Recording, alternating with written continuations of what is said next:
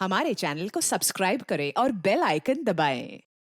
अगर गोविंद की हत्या करने के लिए चक्रव्यूह रचा गया है तो हमें इस कनेक्शन और मकसद को समझने के लिए इनके इर्द गिर्द भी चक्रव्यूह रचना होगा। गोविंद अपनी लाइफ में चाहे कैसा भी था, लेकिन हमारे लिए ये सिर्फ मर्डर केस है। हमें गोविंद के कातिल तक पहुंचना ही है, चाहे वो फिर एक है या फिर एक से ज्यादा।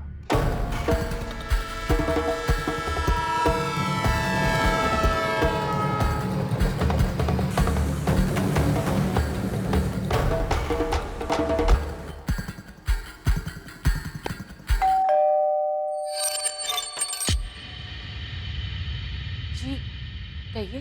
सोनाली बेचारे आपकी बेटी है, हाँ, पर क्या बात है? बुलाइए उसे। अभी कॉलेज में हूँ, लेक्चर्स है मेरे। 3-3:30 बजे खत्म होगा। उसके बाद जहाँ कहेंगे वहाँ आ सकती हूँ। ठीक है, 3:45 तक पहुंच जाना। तुम्हारे कॉलेज के पास ही है कस्तूरी मार्ग पुलिस स्टेशन।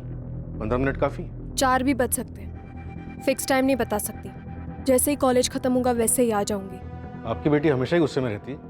उसके पापा की डेथ का बहुत गहरा असर हुआ है, वो ये सब भूल नहीं पा रही।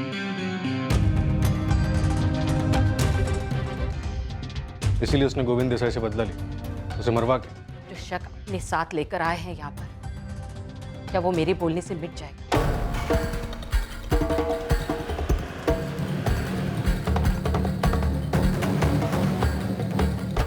स्टेला थॉमस या स्टेला गौरी थॉमस, जो भी नाम है तुम्हारा, तुमसे मैं सिर्फ एक सवाल करूं, और अगर इस सवाल का जवाब मुझे अच्छा नहीं लगा ना, तो अगला सवाल तुमसे नहीं, तुम्हारी बेटी जेनी से हो। बच्ची है जेनी, अभी क्या बताएगी आपको?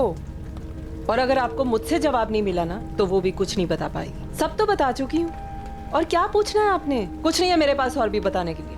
प्रकाश और संजय। स्टेला, प्रकाश और संजय कहाँ है स्टेला? मेरा सवाल ये है।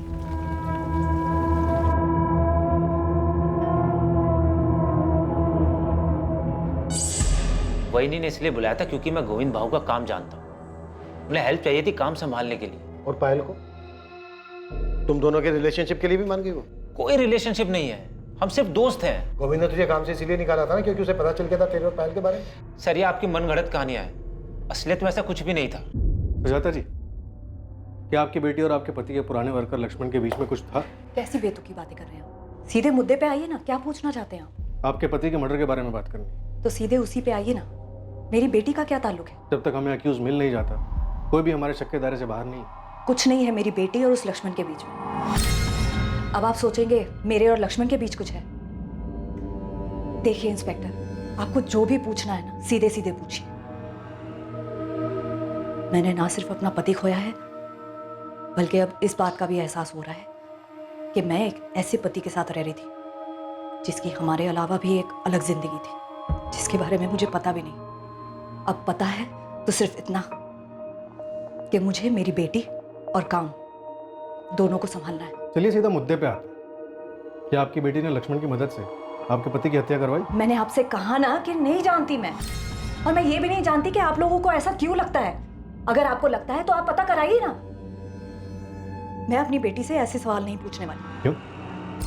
डर है आपको? इसका जवाब आप पहले से जानते होंगे। नहीं जानती मैं, और ना ही मैंने उससे ये पूछा, क्योंकि मुझे नहीं लगता कि वो ऐसा कुछ कर सकती है। किसी भी सस्पेक्ट से सच उगलवाना मुश्किलों भरा होने वाला था। संघर्ष इस बात का था कि कौन सी कड़ी टूटेगी। क्या इन्वेस्टिगेशन टीम इन बातों को आपस में जोड़ पाने में कामयाब होगी? प्रकाश और संजय के साथ क्या हुआ मैं नहीं जानती, लेकिन हाँ मैडम, उन दोनों की छेड़छाड़ से बहुत परेशान थी। धमकी दी थी दोनों ने, मेरी बेटी पे एसिड फेंक देंगे। माँ हूं मैं उसकी, ऐसे तो नहीं बैठ सकती थी ना। उन दोनों को समझाने के लिए मैंने हेल्प ली थी किसी की। ऐसी कौन सी हेल्प की किसी ने कि उसके बाद से उन दोनों लफंगों को कुछ पता ही नहीं चल रहा है, सीधा गायब ही हो गए? कौन था वो भला मानस? मेरे पति का दोस्त। कोई नाम? योगेश, योगेश सिंह नाम है उसका। कौन है योगेश सिंह, और क्या किया इसने इन दोनों लड़कों के साथ? मुझे नहीं पता उसने उन दोनों के साथ क्या किया, मैं बता रही हूँ, मैंने सिर्फ हेल्प मांगी थी उससे। कौन है योगेश सिंह? मैडम, मैं आपको योगेश का नंबर दे देती हूँ, आप खुद बात कर लीजिए उससे।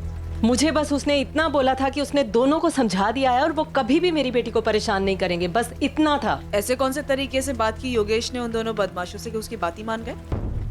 इधर हमको देख लो, जब तक 4 डंडे नहीं पड़ते कोई क्रिमिनल बात ही नहीं सुनता। अब मैं आपको नंबर तो दे रही हूँ ना, आप खुद बात कर लीजिए। बात तो मैं कर ही लूंगी, पर तुम मेरी एक बात सुनो, कहीं से भी अगर मुझे पता चला कि तुम इन मर्डर्स में शामिल हो, तुमने उस प्रकाश और संजय को मरवाया, तुम अपना नाम तक भूल जाओगी कि तुम्हारा नाम गौरी है या स्टेला।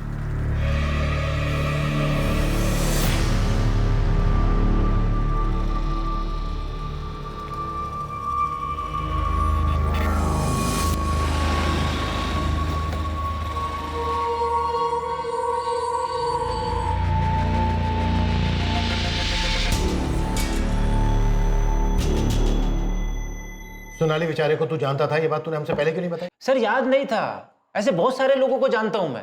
सर 6 महीने में गोविंद भाऊ के घर एक ही बार गया हूं, गोविंद भाऊ की मौत के बाद सर। मर्डर बोल लक्ष्मण, मर्डर। हाँ सर, मर्डर के बाद गया भी था सर वहां पे तो उस फैमिली से मिलने के लिए, क्योंकि बस फैमिली को जानता हूं सर। सर मैंने आपको बोला ना किसी लेनदार का काम है। सर आप किसी लेनदार का कॉलर पकड़िए ना सर। आपने भी वो सुपारी वाला पकड़ा ना सर, रतन देशमानी। सर ऐसे ही अगर आप किसी लेनदार को पकड़ेंगे ना तो आपको मर्डर भी मिल जाएगा। सर 3 साल पहले मैं उनके यहाँ काम करने गया था, तभी मेरी पायल से दोस्ती हो गई थी। उसके बाद मैंने वहां से काम छोड़ दिया। उसके बाद भी मेरी पायल से बात होती, वही से बात होती थी। सर हमारा फैमिली रिलेशन था सर। फिर उसके बाद उसकी फैमिली में ये हादसा हो गया। सर पायल दुखी थी, उसे रोने के लिए कंधा चाहिए था सर। तो तूने अपना कंधा आगे कर दिया। तोड़ देंगे तेरे दोनों कंधे हम, कभी बोझ उठाने के लायक नहीं रहेगा लक्ष्मण। सीधे सीधे बोल, स्टेला गौरी थॉमस कैसे आई पिक्चर में? सोनाली बेचारे के साथ मिलकर पायल को भरोसे में लेकर क्या प्लान बनाया तूने? और वो 2 लोग कौन थे जिन्होंने 19 वार किए गोविंद पर? सर कोई नहीं मिल रहा ना सर, मुझे ही फंसा दो सर। सर लिख दो एफआईआर मेरे नाम पे, डाल दो मुझे सर जेल में। सर मैं खुद ही चला जाता हूँ सर जेल में। ये होशियारी ना बाहर जाके दिखाना, जहाँ पर नहीं चलने वाली है, समझा? सर मैं तो बलि का बकरा बन के रह गया हूँ। इधर आप लोग मुझे काटना चाहते हैं, उधर सर पायल भी मुझ पर डाउट करने लगी है। सर कैसे सबको विश्वास दिलाऊंगा? सच सच बता लक्ष्मण, पापा को तूने मरवाया है? पुलिस वाले शक करते हैं, समझ में आता है, पर तुम भी? माँ की हालत अब देखी नहीं जाती लक्ष्मण, वो बिल्कुल टूट गई हैं। लोग पापा के बारे में पता नहीं क्या क्या बातें कर रहे हैं, बहुत तकलीफ होती है उन्हें, और हम सोच भी नहीं सकते कि उन्होंने क्या क्या झेला है। लोग जो बातें कर रहे हैं ना, सब सच है। और एक सच ये भी है, मैंने सोनाली के फादर को धमकी दी थी। देख लक्ष्मण, थोड़ी हेल्प कर दे, मैं बहुत परेशानी में हूँ। देख थोड़ा समझ के एडजस्ट कर देना। हाँ? मैंने कभी सोचा भी नहीं था कि जिस घर के लिए मैं पैसे लगा रहा हूँ उसका बिल्डर वो पैसे लेके भाग जाएगा। अब आपने गलत जगह दांव खेला, मेरी प्रॉब्लम नहीं है। अगर इस बार पैसे नहीं आए ना तो आपका नंबर जाएगा सीधा वसूली एजेंट के पास। आपको पता है ना कैसे वसूल करते हैं? सीधा आपके घर आएंगे, और आपको पता है उनके तौर तरीके कैसे होते हैं। लक्ष्मण ऐसा मत कर, मेरी बात सुन। देख मैं फैमिली वाला आदमी हूँ, एक बेटी है मेरी घर में। ये सब मुझको मत बताओ भाव, इसमें मेरा कोई इंटरेस्ट नहीं है। मेरा काम है कलेक्शन करना। अगर मेरे रजिस्टर में आपकी एंट्री नहीं हुई ना तो आपकी रिपोर्ट जाएगी सीधा गोविंद भाऊ के पास, और वो क्या करेंगे ये मैं नहीं जानता। विनोद भाव ने सुसाइड किया, ये सुनकर हिल गया था मैं। 2-4 दिन तक तो मुझे नींद ही नहीं आई। उसका चेहरा मेरे सामने रहता था। अकेले में तो ये सोचने लगा था कि भाई उनकी मौत का जिम्मेदार हूं। आप बताइए गोविंद भाव को कैसे मार सकता? कमाल का इमोशनल खिलाड़ी है तो। प्लान में शामिल करने के लिए सोनाली को भी ऐसे ही तैयार किया था क्या? हेलो। सुन पायल, मेरी पूछताछ हो गई। मैंने अंदर सोनाली को देखा, अब तेरा नंबर आएगा, तैयार है। लक्ष्मण कुछ बता, मुझसे क्या पूछेंगे? शांत रहे, मैं अभी ऑफिस जा रहा हूँ, उसके बाद आके तुझसे मिलता हूँ, सब बताता हूँ।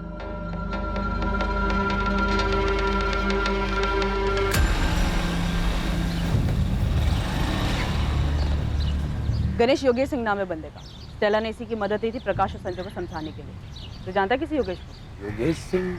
ये वो मांड वाले उस्ताद योगेश सिंह है क्या मैडम? अबे तू पूछ रहा बता रहा है? मुझे पता होता तुझे यहाँ गप्पे मारने के लिए बुलाती मैं। पता कर कौन है योगेश सिंह।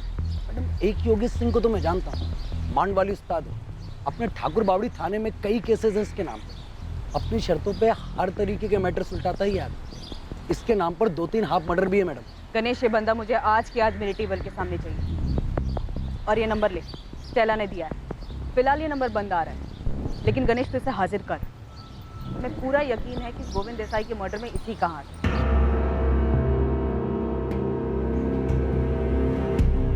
और कितना वेट करना होगा सर?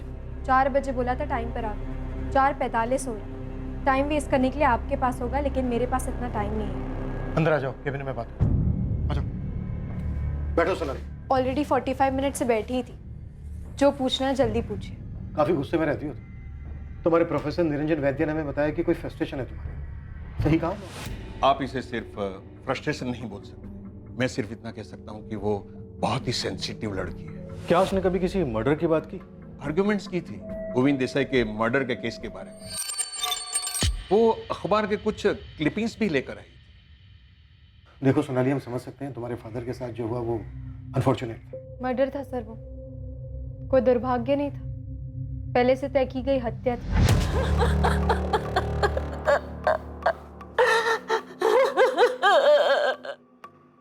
सुसाइड मत बताइए सर, मेरे पापा ने सुसाइड नहीं किया है। इनकी बॉडी से हमें पॉइजन के ट्रेसेस मिले हैं, इसके अलावा और कोई बात सामने नहीं आई।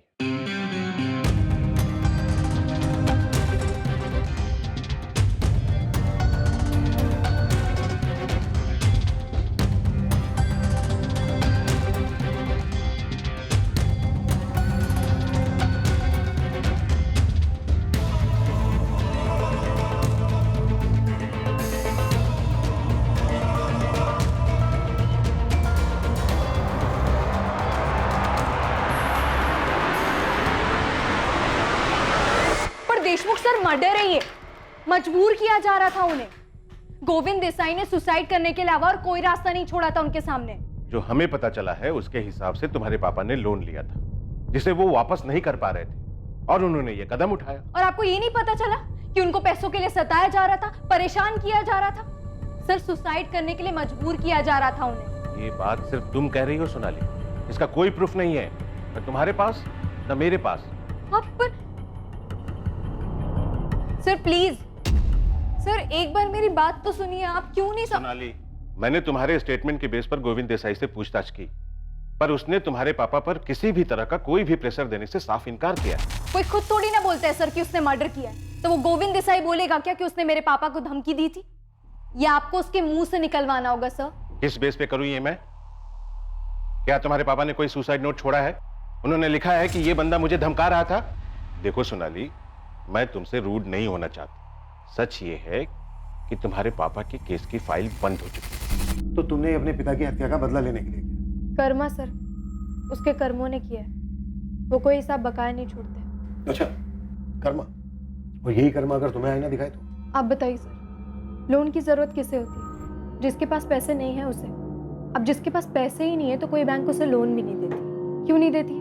डर होता है कि वो पैसे वापस कर भी पाएगा या नहीं। फिर ऐसे आदमी गोविंद देसाई जैसे ब्याजखोरों के पास जाते हैं जो उसका खून चूस लेते हैं। बैंक इन जरूरतमंद लोगों को लोन नहीं देती है, बल्कि वो तो उन्हें पैसे बांटती है जिनके अकाउंट में पहले से ही लाखों करोड़ों पड़े हुए हैं। आम आदमी का प्रपोजल फेंक दिया जाता है, पर अमीरों के प्रपोजल पर जी खोल कर लुटाया जाता है। कभी प्लेन खरीदने के लिए पैसे दिए जाते हैं तो कभी बिजनेस के लिए, इंफ्रास्ट्रक्चर लीज पर लेने के लिए। पर असल में क्या होता है? उनका सारा बिजनेस ठप हो जाता है और सारे पैसे छूमंतर। जब तक ये बात किसी को पता चलती है तब तक वो अमीर लोग अपने रईसी के दम पर किसी और कंट्री का सिटीजनशिप ले चुके होते हैं। कानून और सरकार दोनों की पहुंच से दूर हो जाते हैं। कभी पकड़े भी गए तो सारी सुविधाएं दी जाती हैं उनको जेल में, लेकिन आम आदमी को मिलती है सिर्फ धमकियां, डर और जिल्लत। मेरे पापा को भी मिली थी। इतना सताया गया कि उनको जान देना आसान लगा।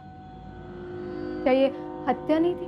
सोनाली, मैं तुम्हारा प्रोफेसर नहीं और ना ही कोई अर्थशास्त्री जो तुमसे बहस करूं इस बारे में। गोविंद देसाई की मर्डर के लिए पूछताछ हो रही है और हमें पूरा यकीन है तुम्ही ने करवाया। तो फिर इस पूछताछ के लिए आपने तैयारी भी की होगी, फोन रिकॉर्ड्स निकलवाए। तो यहाँ तक तैयारी की थी तुमने कि फोन में कुछ नहीं मिलेगा? ये आपका काम है, आप पता करिए। मैं थोड़ी ना कुछ बताऊंगी। क्या करेंगे? धमकी देंगे, 3rd डिग्री यूज करेंगे। सोनाली, कौन था तुम्हारे साथ? स्टेला गौरी थॉमस या फिर तुम्हारे पापा को धमकी देने वाला गोविंद का एक्स एम्प्लॉई लक्ष्मण दियोदर? किसका इस्तेमाल किया तुमने? और गोविंद पर 19 बार चाकू घोंपने वाले वो 2 लोग कौन थे?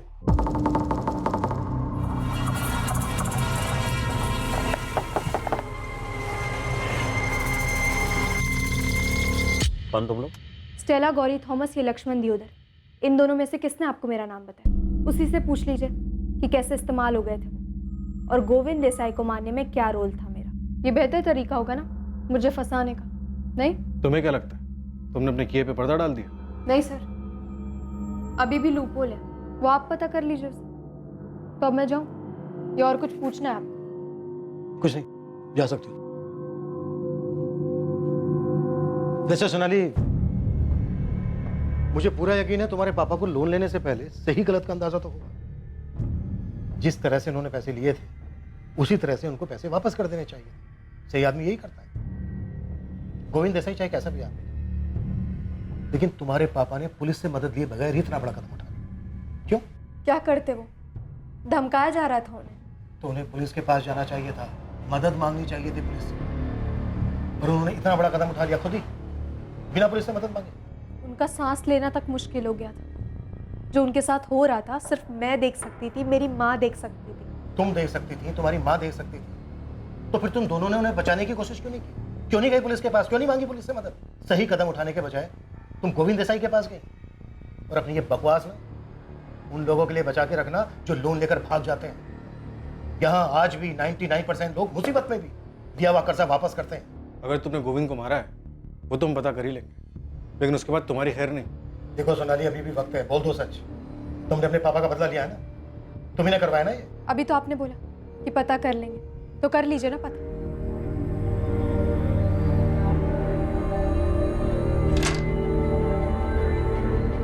सोनाली, सोनाली, सोनाली, क्या हुआ बेटा? सोनाली,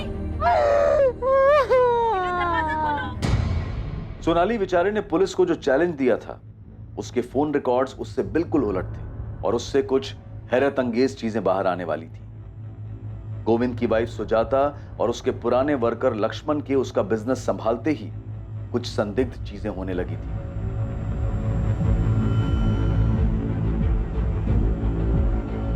जेनी को छेड़ने वाले आवारा लड़कों प्रकाश और संजय के साथ क्या हुआ था इसका भी पता चलने वाला था।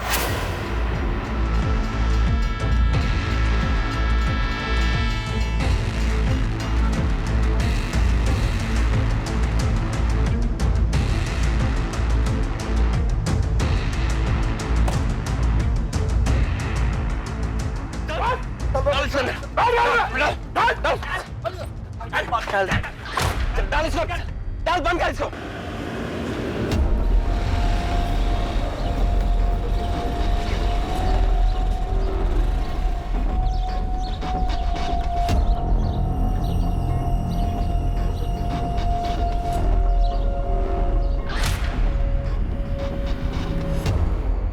नमस्कार मैडम। नमस्कार। सुना कि आपकी खबरी मेरे बारे में पूछताछ कर रहे हैं, तो मैंने सोचा कि आप इतना तकलीफ क्यों ले, मेरे को फ़ोन मार देते, मैं हाजिर हो जाता आपके सामने। है कौन तू? योगेश सिंह। लोग प्यार से मेरे को मांडवाली उस्ताद भी बोलते हैं। स्टेला बता रही थी कि मेरे बारे में कुछ पूछ रहे थे आप। तो अच्छा, तो तू है जो स्टेला गौरी थॉमस के इशारों पे नाचता है? अरे मैडम, वो मेरे दोस्त की वाइफ है, उसका पति जॉन मेरा खास दोस्त था। संजय और प्रकाश को मार के कहाँ फेंका तूने? और गोविंद देसाई को किसके कहने पे मारा? स्टेला के कहने पे। तुझे क्या लगा तू पकड़ा नहीं जाएगा? प्रकाश और संजय मच्छर है मैडम, छोटे मोटे टपोरी। स्टेला ने अपने को बोला कि वो लोग जेनी को छेड़ते हैं, मुझसे मदद मांगा, तो मैंने उन दोनों को समझा दी। गलती हो गई। नहीं रे, बॉडी मिलनी चाहिए, नहीं तो कोई डरेगा नहीं। बिल्डिंग से नीचे धक्का दे देने का, डर के सुसाइड किया ऐसा लगना चाहिए। भाऊ आज के बाद कभी जेनी को नहीं छेड़ेगा। भाऊ उस गली में नहीं, उस गली में कभी नहीं जाऊंगा। भाव उसके पैर पकड़ के माफी मांग लेंगे, उसको बहन बना लेंगे। भाव बस माफ कर दो एक बार, भाव प्लीज। भाव मर्डर वर्डर नहीं किया मैडम, खाली एरिया छोड़ के जाने को बोला बस। वो क्या बोलते हैं आप लोग, तड़ी पार, वही की। अबे गुंडे, टांगे तोड़ के ना हाथ में दे दूंगी अगर पता चला कि कुछ हुआ है संजय प्रकाश को। अभी बता कहाँ है वो दोनों? कुछ नहीं किया है मैंने मैडम। वो लफंडर लोग हैं, पी खा के पड़े होंगे किधर भी। अभी मैं उनके पीछे पीछे थोड़ी घूमता। योगेश, तुझसे ये पूछा है कहाँ मार के फेंका है तूने उन दोनों को? अरे मैडम, कहीं नहीं, मैंने कहीं नहीं मारा उनको। आप फालतू में परेशान हो रहे हो। मैं तो मांडवाली करवाता हूँ, मर्डर वर्डर मैं नहीं करता है। ठीक है, अगर संजय और प्रकाश जिंदा हैं तो मेरी टेबल के सामने चाहिए, और वो दोनों बंदे भी चाहिए जिसको तूने भेजा था गोविंद देसाई को मारने के लिए। मैडम, ये गोविंद देसाई कौन है? वो स्टेला बोल रही थी कि आप लोग उससे पूछताछ कर रहे थे उसके बारे में। उस बेचारी को क्या मालूम, उसने किसी से लोन लिया, अभी वो वापस लेने से पहले ही चला गया। तो मतलब स्टेला ने सुपारी लोन के पैसे से दी? अरे मैडम, उसको क्या जरूरत है ये सब करने की? वो बेचारी अकेली औरत कामकाज करके अपनी बेटी जेनी को पढ़ा रही है। आप ताई को उसको ये बेकार के मर्डर वर्डर के लफड़े में घसीट रहे हो। आपको प्रकाश और संजय को देखने हैं तो मैं एक काम करता हूँ, मैं अपने लोगों को बोलता हूँ कि उन दोनों को पता लगा। 1 हफ्ते का टाइम दो मेरे को, ये दोनों लुखे और गोविंद देसाई का मर्डर करने वाला आपके सामने होंगे। चल ठीक है, दिया तुझे मैंने 1 हफ्ता, लेकिन इस पूरे 1 हफ्ते सुबह 10 बजे तेरी हाजिरी चाहिए मुझे इस थाने में। आऊँगा ना मैडम, आऊँगा, पर वो स्टेला को ना परेशान नहीं करने का। क्या है, उसकी लाइफ में पहले ही बहुत तकलीफ है। क्या बोला वो कि स्टेला को परेशान मत करो? अब ये 2 कौड़ी का गुंडे हमें बताएंगे कि हमें क्या करना है और क्या नहीं करना है। सर, गलती करने का एक मौका दिया है उसको। मुझे पूरा डाउट है कि संजय और प्रकाश को उसने मरवा दिया है। इसके पीछे मैंने अपने आदमी लगवाए हैं। सर, अगर इसने हड़बड़ाहट में एक भी गलती की तो संजय और प्रकाश को गायब करवाने और गोविंद देसाई के मर्डर में इसका कनेक्शन सामने आ जाएगा। स्टेला पर भी नजर है हमारी, वो एक अहम कड़ी है इस केस में। नहीं, ऐसा तो नहीं है कि प्रकाश और संजय गोविंद के रिकवरी एजेंट थे? ऐसा तो कुछ सामने नहीं आया सर। गोविंद देसाई के कॉल रिकॉर्ड में भी ऐसा नहीं मिला है और लक्ष्मण भी मना कर रहा है। सर लक्ष्मण और पायल तो लगातार कांटेक्ट में, लेकिन ना इन दोनों का सोनाली के साथ कोई कनेक्शन मिल रहा है और ना इन तीनों का स्टेला गौरी थॉमस के साथ कोई कनेक्शन सामने आ रहा है। सुजाता का कोई कनेक्शन स्टेला गौरी थॉमस के साथ? नहीं सर, लेकिन सोनाली के कॉल रिकॉर्ड्स में एक बात बड़ी अजीब है जो सामने आई। जिस दिन गोविंद का मर्डर हुआ, यानी 17 जुलाई को, उस दिन सोनाली के फोन पर ना कोई कॉल आया और ना ही गया।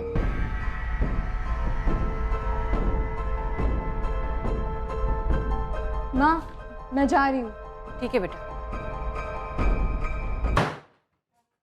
जब फोन ऑफ हुआ तो लास्ट लोकेशन उसका घर का एरिया दिखा रहा था, और जब ऑन हुआ तो भी एरिया उसका घर का ही था। और रिकॉर्ड से कोई नंबर मिला? नहीं सर, या तो उसकी बात उसकी माँ से होती है या फिर उसके कॉलेज के प्रोफेसर निरंजन से। काफी शातिर लड़की है सर। आप ही बता रहे थे कि कॉल रिकॉर्ड निकलवाने के बारे में खुद ही बोल रही थी। तो मुझे ऐसा लगता है इसने फोन यूज ही नहीं किया होगा। नैना, सोनाली तुम्हारी जिम्मेदारी है, कैसे भी करके लिंक पता करो। देखो दूसरी तरफ लाइन कहाँ जुड़ी है उसकी और किसकी हेल्प ले रही है। जी सर। अंदर आ जाओ सर। हाँ, आजा पीटर साहब। ये गोविंद के जाने के बाद उसके धंधे में कोई तो बहुत बड़ा डिस्काउंट स्कीम चल रहा लगता है। क्या चल रहा है बता? उसकी बीवी सुजाता लोगों की लोन माफ कर रही है। उसका पैसा है, करने दे। हो सकता है अपने पति का प्रायश्चित कर रही हो। प्रायश्चित आदमी 5-10 हज़ार रुपये का करता है, ये तो लाखों का लोन माफ कर रही है साहब।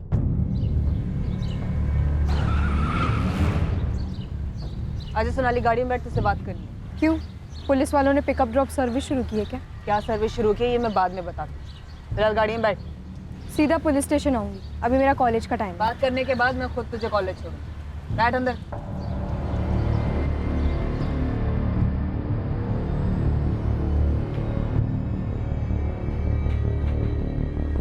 सुना है आप लोगों का कर्जा माफ कर रही हैं? जी, मेरे पति का पैसा है। अब उसके लिए पुलिस की परमिशन तो नहीं चाहिए ना? नहीं, परमिशन की जरूरत तो नहीं है, लेकिन इस बात का ख्याल अभी आया, ये पहले से डिसाइडेड था कि आपके पति के मर्डर के बाद। मेरी बेटी के बारे में आप पहले भी पूछ चुके हैं और मैं आपको बता चुकी हूँ। अब आपका इशारा मेरी तरफ है तो मैं आपको बता दूँ कि मेरे पति का मर्डर मैंने नहीं करवाया। चलिए फिलहाल के लिए मान लेते हैं, हमारे हाथ में भी ऐसा कुछ है नहीं। अजीब है ना, हमारे हाथ कोई लिंक नहीं लग रहा और इधर मुकेश पवार का पूरा 12 लाख माफ हो गया।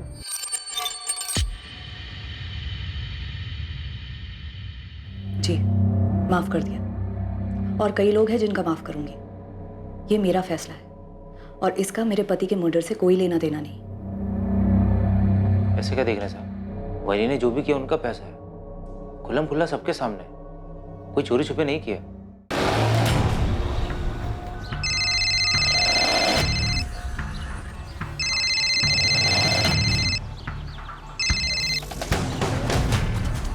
जी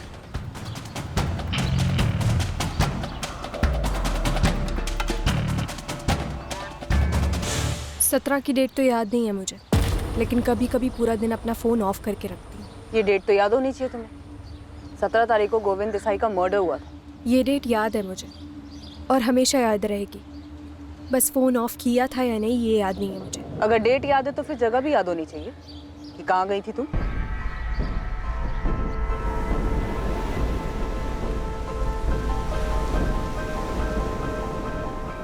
इतना याद नहीं है मुझे, लेकिन शायद मनोर के आसपास कहीं गई थी। खुद के लिए वक्त निकाल कर हमेशा जाती हूँ। सोनाली, तुमने गोविंद देसाई को मारने के लिए किसी को हायर किया था? मैम, मैंने नहीं किया है। आप चाहो तो अपने और लोगों को मेरे पीछे लगवाकर मेरे बारे में पता लगा सकते हो कि मैं कहाँ जाती हूँ, क्या करती हूँ, किससे बातें करती हूँ, क्या बातें करती हूँ। लेकिन आपको मेरे मुंह से सुनने के लिए ऐसा कुछ नहीं मिलेगा जिससे ये साबित हो कि मैंने किया है।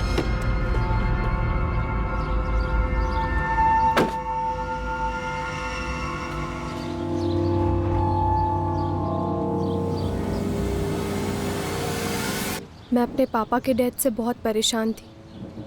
मैंने उनकी मौत के लिए गोविंद देसाई को दोषी माना। मैं उसकी ज़िंदगी बर्बाद करना चाहती थी कि मैं उसकी ज़िंदगी नर्क बनते हुए देखूं। लेकिन अब जब उसकी मौत हो चुकी है तो मुझे ऐसा लगता है कि ये कर्म चक्र है।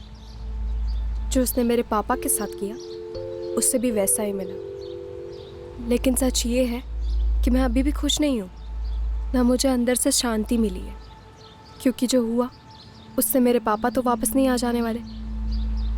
मैं बस आपको इतना ही बोल सकती हूँ कि मैंने उसे नहीं मारा है और ना ही मैंने किसी को सुपारी दी है उसे मारने के लिए।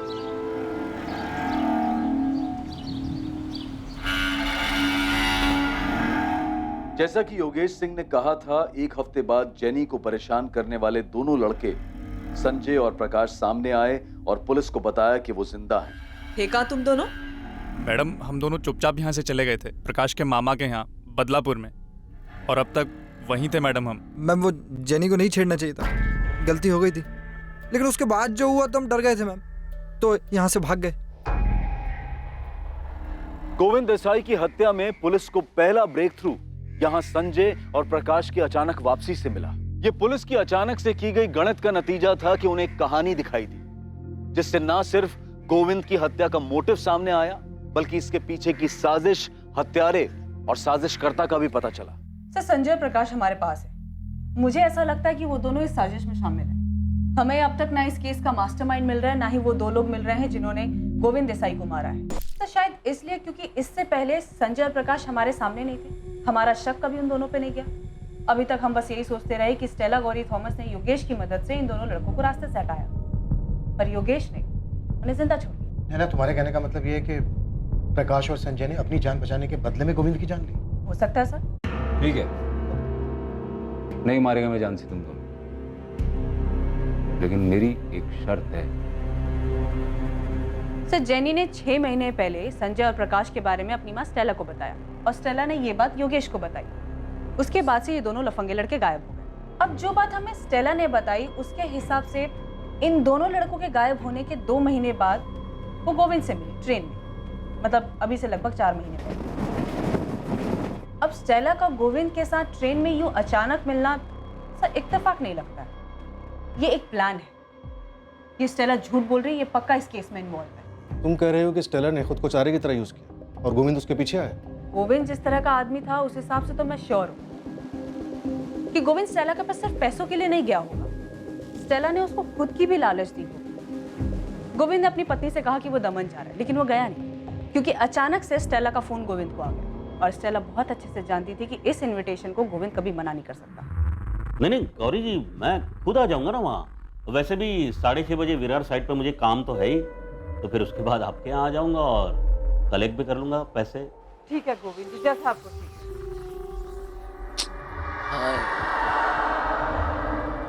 ऐसे छोटे मोटे अमाउंट लौटाने की क्या जरूरत है गौरी जी? अब नहीं भी देंगे तो चलेगा, बस बस बस। उसके बाद 2 लोग गोविंद पे अटैक करते हैं। वो संजय और प्रकाश हो सकते हैं। गोविंद बाबू, कौन तुम लोग? अगर ऐसा है तो फिर सच चुकलवाते हैं संजय और प्रकाश से। ना, तुम स्टेला और जेनी को भी ले आओ, चारों को आमने सामने बिठाते हैं और करते हैं पूछताछ। क्या हुआ? खाली याद क्यों है? वो चाकू लाना भूल गए क्या, जिससे गोविंद का मर्डर किया था? याद नहीं आ रहा, मैं याद दिलाता हूँ। 19 बार के थे जिस पर तुमने कस्तूरी फाटा बार। यही है ना वो आदमी?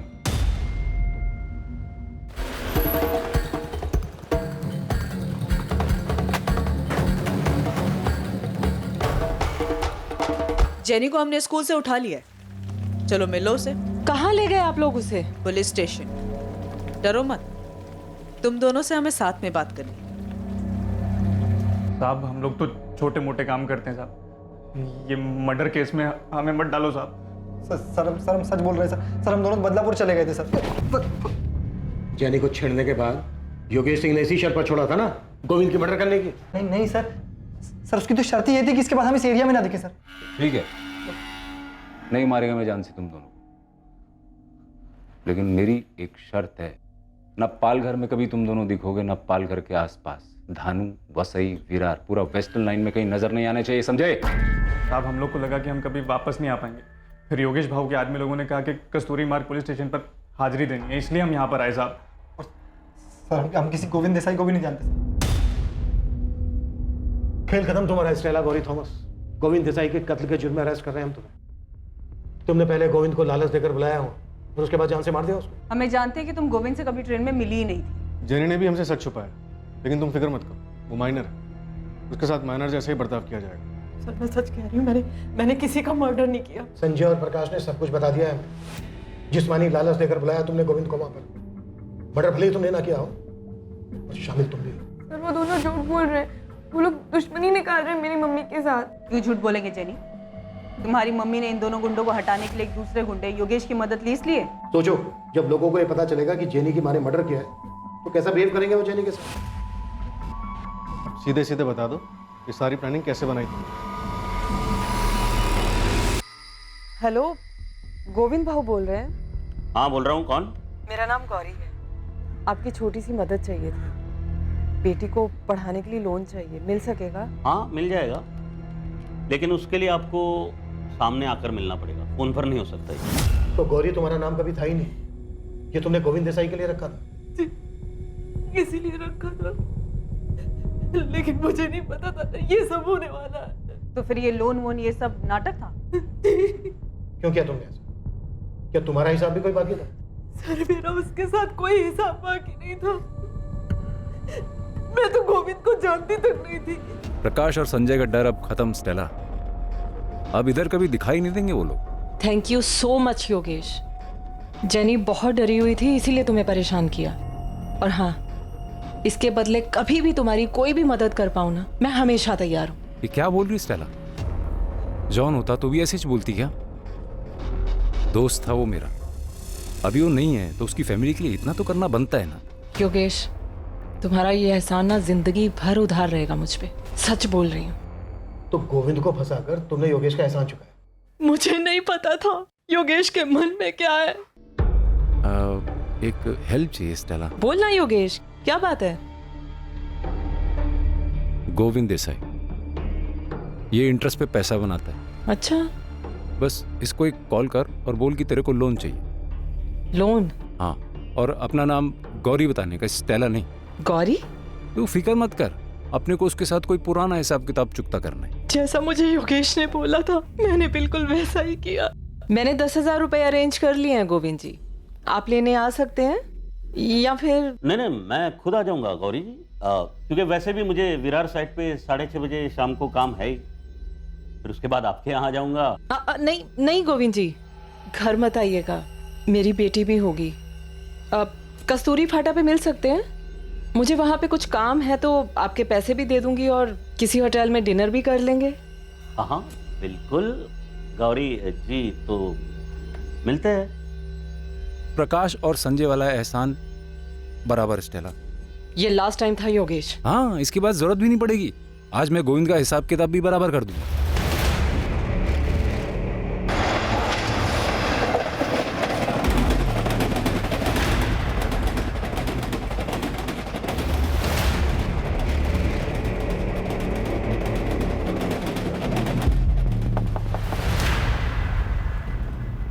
गोविंद भाव। कौन तुम लोग? गौरी जी ने भेजा है, इंतजार कर रही है आपका। बैठ जाओ गाड़ी में। गाड़ी की जरूरत नहीं पड़ेगी, पास में ही जाना।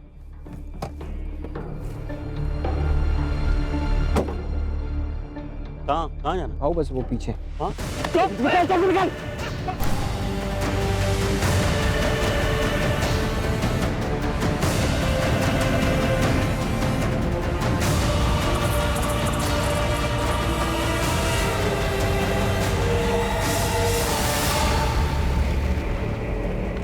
ये तूने क्या किया योगेश?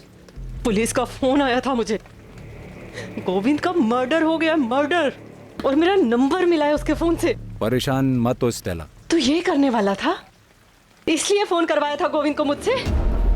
योगेश तूने मुझसे कहा था कोई पुराना हिसाब बराबर करना है उससे, ये नहीं बताया था तूने मुझे। घबरा मत, डरने की कोई जरूरत नहीं है, कुछ नहीं होगा। जैसा मैं सुना रहा हूँ वो याद कर और पुलिस को भी वैसे ही बताना। तू ट्रेन में आती जाती है ना। योगेश ने जैनी को संजय और प्रकाश से बचाया था, इसलिए तुमने आंख बंद करके उस पर भरोसा कर लिया और गोविंद को वहां पर बुला लिया जहां पर उसका मर्डर हुआ। योगेश ने क्यों मारा गोविंद को? सर मुझे कुछ नहीं पता योगेश ने ऐसा क्यों किया। मुझे तो ये भी नहीं पता था कि वो मेरा इस्तेमाल कर रहा है। ये दोनों तब तक यहां से नहीं जाएंगे जब तक हमें वो गुंडा योगेश नहीं मिल जाता।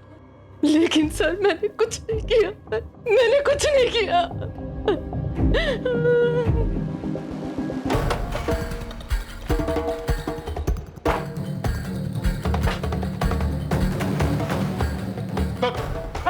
अरे साहब अपनी बात हो गई थी ना। वो दोनों बंदे हाजिर भी करवा दिए थे मैंने। अभी क्या? तू हमें बताएगा किससे बात करनी किससे नहीं?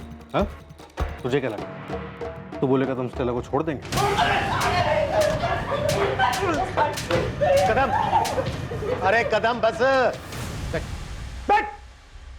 चलो जा शुरू, टाइम नहीं है मेरे पास, मुझे और भी मैटर सेटल करने हैं।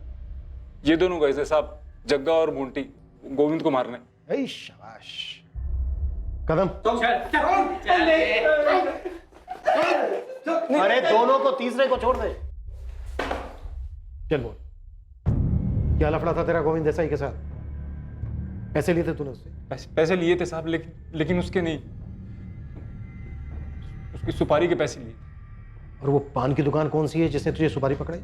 मुकेश पवार नाम है उसका।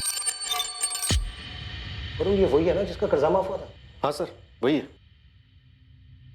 मांडवारी करवाना है तो बोल, फुल मर्डर का 4 लाख लगेगा। मिल जाएगा 4 लाख। ये आदमी 2 लाख एडवांस लगेगा, पूरा प्लानिंग करना पड़ेगा, सर्किट बैठाना पड़ेगा। कल मिल जाएगा तो डील पक्का समझो। कल पैसा ला फिर डील पक्का समझ। स्टेला को यूज क्यों किया? ये तेरा प्लान था? हाँ साहब, मेरे को लग गया था कि गोविंद को चारा डालना ही पड़ेगा, इसलिए मैंने फुल प्रूफ प्लान बनाया। एक विधवा को चारा बनाया तूने, बच गई ना तेरे फुल प्रूफ प्लान की।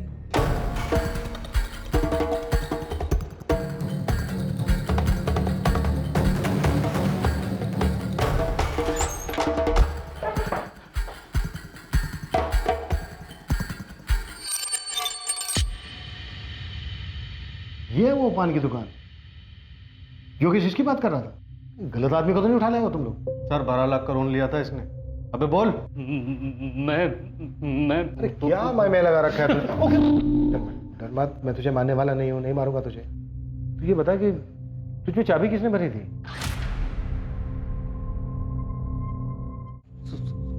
सुजाता देसाई। सर ये सुपारी की दुकान तो घर पे निकली।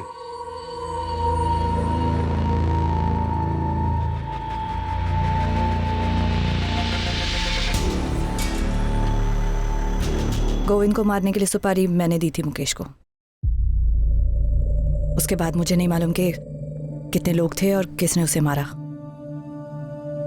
पायल को इसके बारे में कुछ नहीं मालूम था और मैंने ना कुछ बताया। ये सब हम पता लगा लेंगे सुजाता जी, किसको क्या मालूम था, क्या मालूम नहीं था, क्या चार्ज लगाना है। अब सिर्फ ये बताइए कि आपने गोविंद की सुपारी क्यों दी थी? वो बहुत सी औरतों के साथ शारीरिक संबंध बनाता रहता था इसलिए?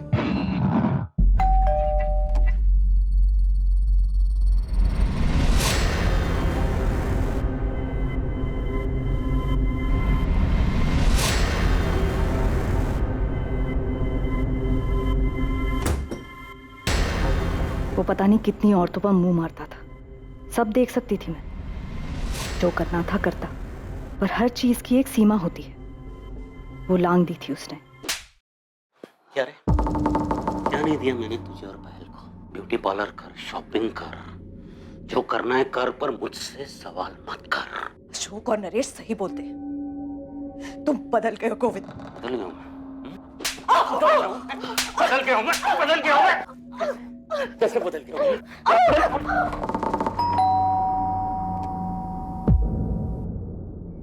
माँ, ये कैसे हुआ? माँ, आपको चोट कैसे लगी?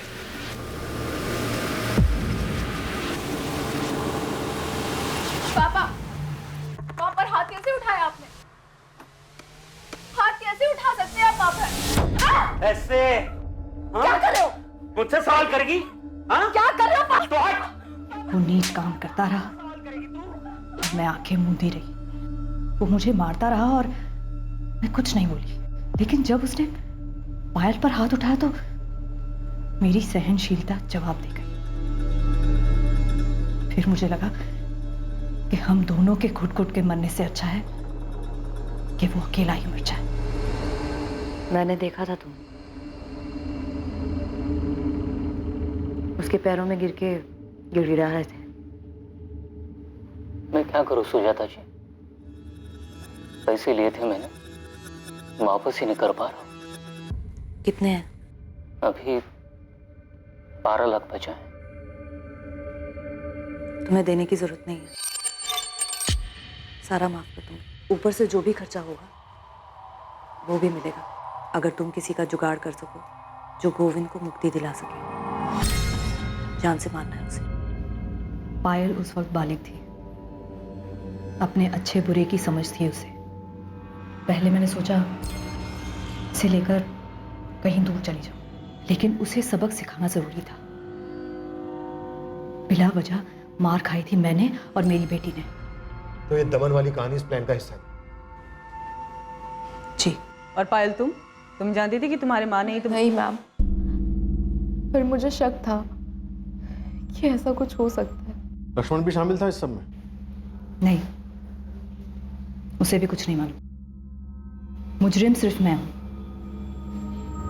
मुकेश की भी मजबूरी का फायदा मैंने उठाया। फैसले करने की आदत छोड़ दो, कोई जज नहीं है, मुजरिम। माँ ने जो कुछ भी किया सब मजबूरी में किया। सर वो मजबूर थी। कानून की नजर में तुम्हारी माँ इस वक्त सिर्फ एक मर्डरर है पायल।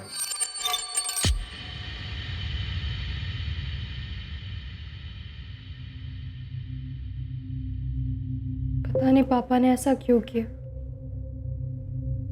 हमें कुछ बताया तक नहीं। ये तो वही बता सकते हैं। मैं सिर्फ इतना ही बता सकती हूँ बेटा, शांति पाने का एक ही रास्ता है। इस वक्त जो जैसा है उसी में जियो, और जिससे जो लिया है उसे वापस कर दो। Sir I am sorry.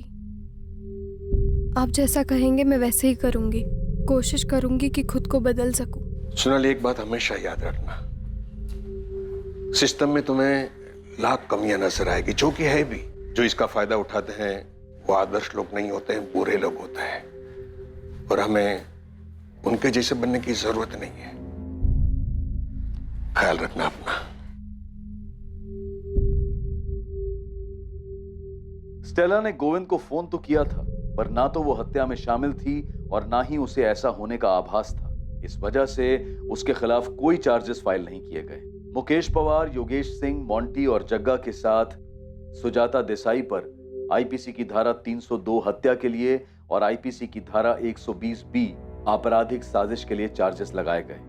भले ही एक साजिश के तहत कितना भी पेचीदा चक्रव्यूह रचा गया हो, लेकिन हर अपराध का अपराधी सामने आता है और हर अपराधी को अपने किए का खामियाजा भुगतना पड़ता है। जब एक साधारण इंसान अपने हालात से मजबूर हो जाता है, किसी दूसरे इंसान के किए से दुखी हो जाता है, तो ये हमेशा याद रखें कि ऐसी स्थिति में अपनी सहनशीलता को खोकर जुर्म का रास्ता न चुनें। सोचें, समझें और सतर्क रहें, ताकि गुस्से में उठाया गया कदम आपको किसी ऐसी परिस्थिति में न डाल दे जिसके लिए आपको जीवन भर पछताना पड़े। हम शायद अपनी तसल्ली के लिए कुछ ऐसे उदाहरणों का सहारा लें जिसमें अपराधी अपराध करके बच निकला हो, लेकिन ज्यादातर अपराध सुलझा लिए जाते हैं और अपराधियों को उनके किए की सजा दी जाती है। जो लोग डिफॉल्ट करते हैं और बिना पैसा दिए भाग जाते हैं, उनका ना तो अनुसरण करना चाहिए और ना ही उनसे ईर्ष्या होनी चाहिए।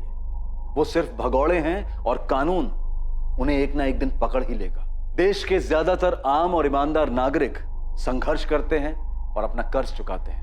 अब मैं अनूप सोनी आपसे विदा लेता हूं, फिर मुलाकात होगी एक और नए केस के साथ। और याद रखें, आपके और क्राइम के बीच में सिर्फ इतना फर्क है कि आप कितने सतर्क हैं। सतर्क रहें, सुरक्षित रहें। जय Hind. For more updates, subscribe to our channel, click the show links and enjoy watching the videos.